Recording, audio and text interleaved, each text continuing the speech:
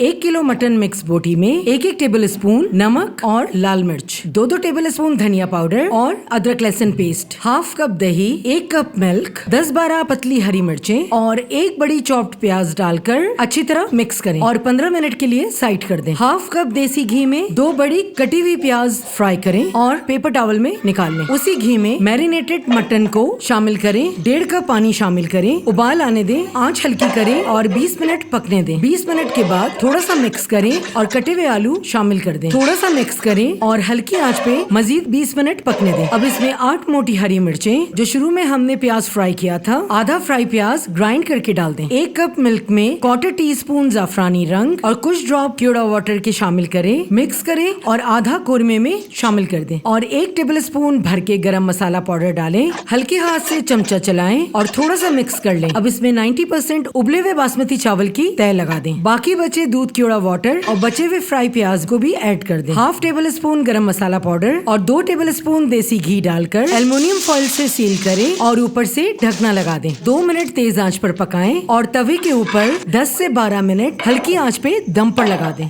और हमारा बहुत ही मजेदार वेडिंग स्टाइल बिहारी बिरयानी बिल्कुल तैयार। कमेंट सेक्शन में जरूर बताएं कि आप अगली रेसिपी कौन सी देखना चाहते हैं।